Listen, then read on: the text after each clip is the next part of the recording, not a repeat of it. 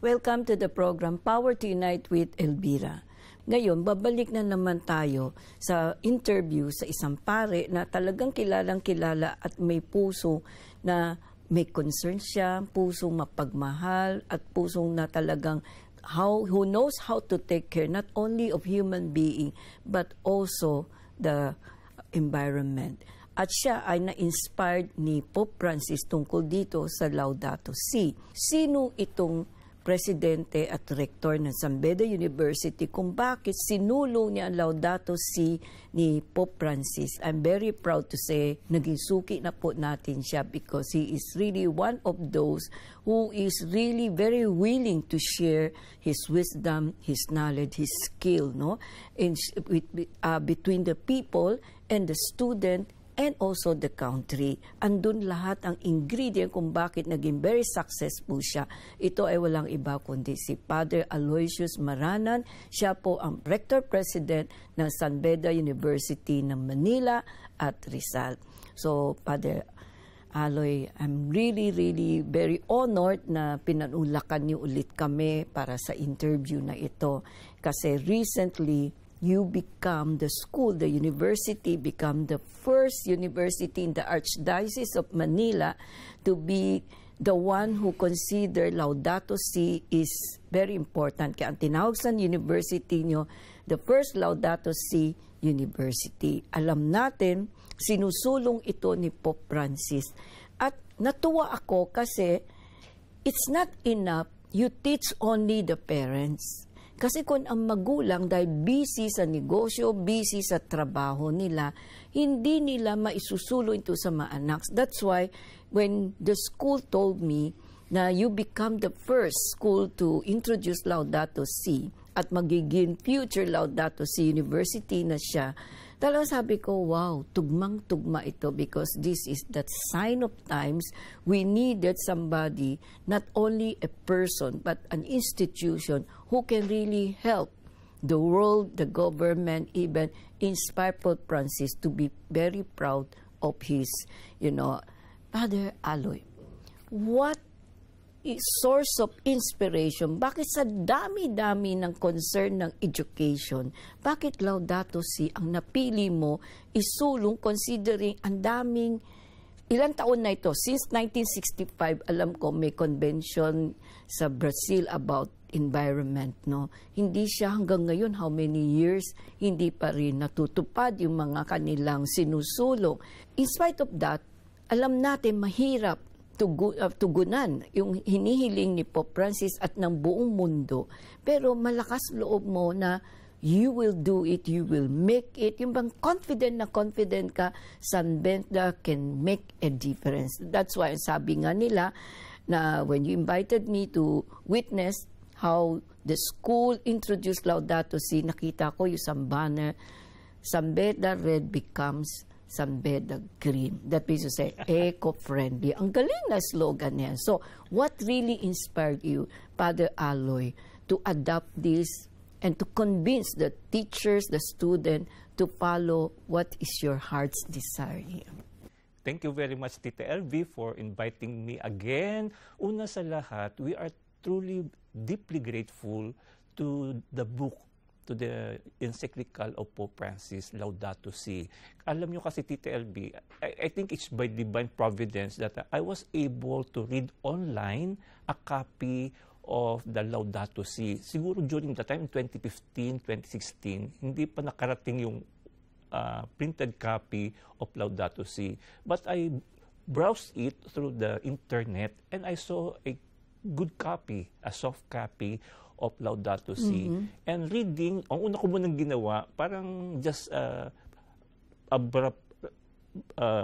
browsing of all the text. But between the lines, you can right away feel a personal touch. Okay. That someone is reading to you and you are reading the heart of a person. It could be a topic about preserving and protection of nature, pero ang feeling ko, I am talking with a person. Okay. I am not exaggerating, pero there is a sense of personal communication na hindi lang siya a general reading of a very formal text, but there is a sense of a communication, parang heart-to-heart talk. Why? I'm just reading it, but it's giving me an impact.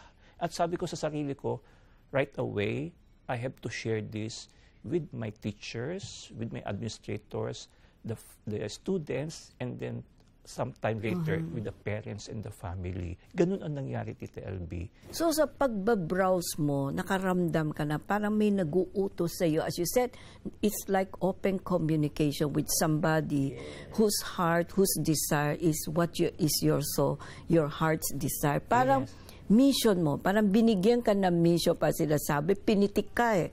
Father Aloy, may gagawin ka, di ba? Dapat gawin mo at tumugon ka. Doon sa call, I think that is what we call the calling was there, very evident, and you just follow the call. Parang isang pare, bago ka maging pare, pulid pare na, di ba?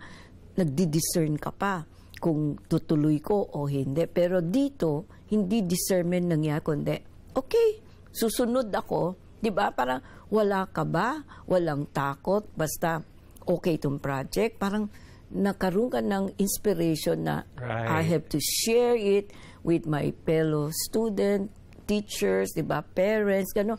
Ang lakas na loob mo eh, kasi alam mo, hindi lang ikaw yun. Dahil meron nagwi-whisper sa iyo na gawin mo ito because he chose the right person who can really mandate it, who can really do something about it. Kaya no wonder, tignan mo sa Anak TV, nakalagay, Leadership Award. That's it. You are born to be a leader. You are born to have followers who can really do something for the Lord. Actually, sa tingin ko, itong mga gagawin mo step, parang Christmas gift mo kay Lord. So I think this is a beautiful Christmas gift to His Holiness Pope Francis. Kasi ang tagal na niya ito sinulong, no? For ever since yung pagkaupo niya as the Pope, isa yung unang encyclical na talagang sinulong niya. Pero, hindi masyado pinansin. Di ba? Parang, okay, bisahin lang, pero walang impact. But with the recent events na nangyari sa buong mundo, parang suddenly, isa-isa na nagigising, we have to do something. Maybe, that is the reason why everything should come at the right time, at the right moment. Totoo yan. Ang haba-haba din yan eh. Ano yung mas pumasok sa isip mo, kaya ko ito? Anong version doon na sabi mo, may malakas na impact sa iyo? Parang sinasabi sa iyo, gawin mo ito, di ba? Kasi tita, sa chapter 1 pa lang, while it is being read, parang someone is calling you, this is your home. Okay. You have a responsibility. And it gives us the hope that with your help, when you are with me, then we can do this together. Alam mo yun, yung feeling na hindi ka nag-iisa, tapos ipinakita doon on the following chapters, yung mga nangyayaring katotohanan, nakapabayaan sa ating mundo, sa ating environment. At the way it was written is encouraging. Sa halip na siyempre may mga masasamang hindi magagandang nangyayari, pero ang pagkakasulat ay hindi naman ito yung katapusan. Kung hindi, kailangan ang pagtulong, ang kabutihan ng bawat tao na magbago sa pagpapabaya sa ating kapaligiran, but rather protect and preserve our nature and our environment. Doon parang naantig yung puso ko kasi very encouraging yung pagkakasulat. And you know, who am I not to respond to the call? Kasi if you really open your heart to it, very encouraging. And I could not say, I will be part of this.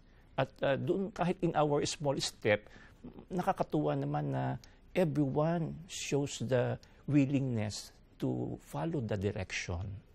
At ito nga Laudato Si, so simula noon, kami nagkakaisa na even to the young children of elementary, high school, then undergrad, and even to the graduate school, nagkakaisa na in our own little way, we can really help to become a light in the darkness of the world. Ang gandang pag-usapan, how you influence, the next generation. So itutuloy po namin ang aming magandang discussion ni Father Aloy sa pagbabalik po ng Power to Unite with Elvira.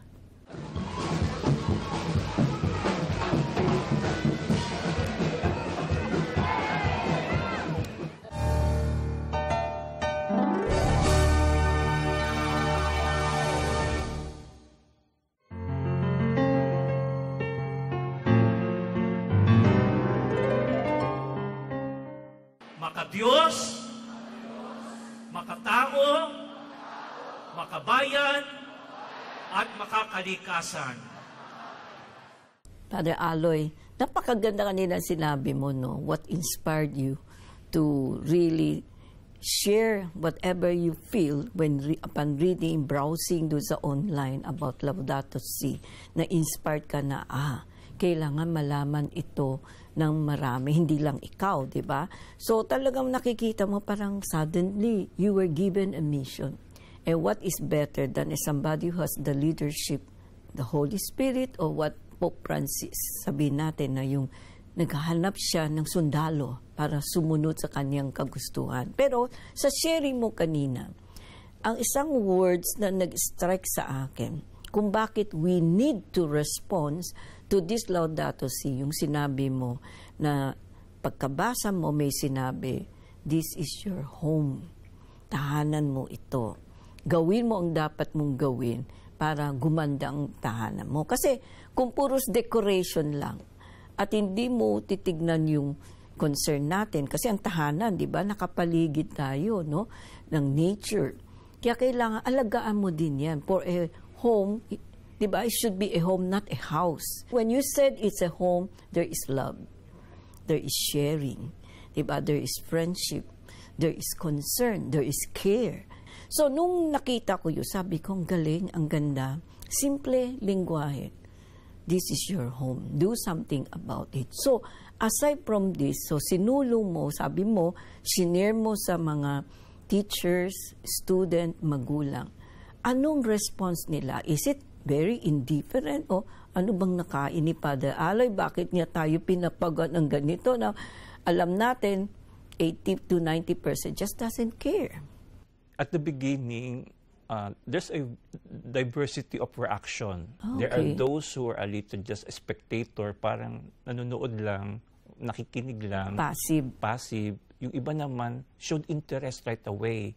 And so that, kasi maganda naman na there are diversity and we find our unity. Ipinakita ko sa kanila what's really happening around us. Yes. So makikita naman natin na the wastage kind of life, everything is just yung tinatawag natin throwaway cultures. Kasi sa school, halimbawa may baon na mineral water, pagkatapos mainom yung bote, yung tubig sa bote, itatapon na lang yung bote. Tapos, in our campus, twice a week, meron kaming truck na naghahakot ng mga basura. And at least 3 trucks of bottled water, na walang lang, bottled lang, na plastic, ang inilalabas. Sabi ko, paano nangyayari ito? Saan itinatapon ito?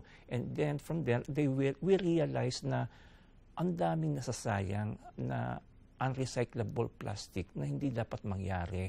At dahil dito, so nung makita nila na, ganito palang ibig sabihin noon na we may be interested personally for our selfish interest, for our own satisfaction, but in the end, makikita natin ang masamang epekto na nangyayari sa kapaligiran. At alam mo, Tita LB, doon nga, ang sinasabi ng Laudato Si encyclical is that what's happening around us is because of our very selfish interest in negligence, life, in the world. Kaya't ang invitation doon, when you relate with nature, when you relate with another, make sure that you find connection with the love of God. Napakaganda na yung pagkain mo, pagtulog mo, pagtatapon mo naman yung mga hindi na kailangan, make sure that in all your actions, we find this connection, the spirit of service, the spirit of protecting, the spirit of preserving, the spirit of nourishment. At ito ay ipinakita sa atin na if we will be united, helping one another, ganda ng epekto na tamang-tama na pumasok din yung topic about synodality. Yes. Diba? Na lahat tayo magtutulong-tulong kasi this is our common home. And from then, almost 99% of our community of students, faculty, and administrators, and even parents come to the realization this is not only for us but for our next generation. Di ba ang ganda ng ganung kasi pagpupulong? suddenly parang nagising sila sa katotohanan na meron palang peligro ang nangyayari sa kapabayaan natin because of our negligence, di ba? Yes. Tama yung sinabi mo, because of our greediness, selfishness, indifference, no? Parang diyan naman yung basurahan, mayroon naman hahakot. Yeah. Pero hindi natin naisip. Parang pinaubayan natin sa iba na tayo ang magpapabaya pero may ibang gagawa para sa atin. Hindi pala tama yun. Tayo mismo, huwag na nating iasa sa iba yung paggawa ng mabuti sa pangangalaga o sa pagtatapon ng mga basura. Tayo mismo sa loob ng ating tahanan, we must start our charity and to teach our children how to protect our environment through the way we live. Napakaganda nun. So, hindi ka ba nagkaroon ng a moment of doubt na baka sabihin, ano ba to si Father Aloy? Ang layo-layo na edukasyon dun sa eco-friendly o Laudato Si ni Pope Francis. With humility, TLB, I really prayed for it. Okay. Aside from reading the encyclical, but I asked the Lord that how could I help the mission that this book is telling us. And sabi ko, this is not an easy thing to do. Yes. Because the very people who are not serving well are within the community. And so there must be a shift of understanding. Yung pangunawa na alagaan natin ang ating kapaligiran, huwag nating abusuhin. Kung minsan kasi mga pagbaha, pagkaroon ng putik, at yung mga hindi maiwasan na climate change epekto sa ating buhay, kagagawan din ng kapabayaan ng tao. So, we have to address and approach these people who are causing, without them knowing it, but for the sake of profit. That they are the problem itself, di ba? Yes. So, I like what you're sharing, the idea, no? Pero tuloy po namin aming magandang discussion ni Father Aloy sa pagbabalik po ng Power to Unite with Elvira. Kahit sa salita, sa sulat, sa drawing, meron kayong ipagmamalaki. Totoo?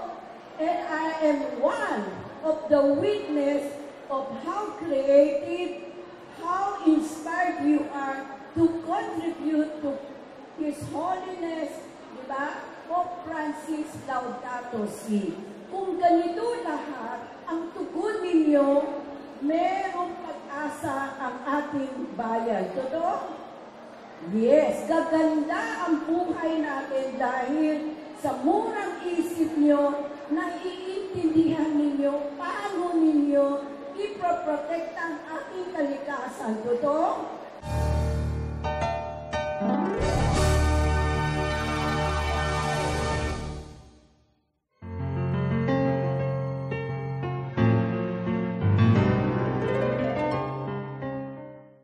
Kaya nga't ang paalaala ni Jesus, maglingkod tayo hindi lamang kapag gusto natin. Maglingkod tayo, hanapin natin kung saan tayo makakatulong. In the first reading, our prophet is telling us the followers of Jesus can be a strong and positive influencer in the life of other people.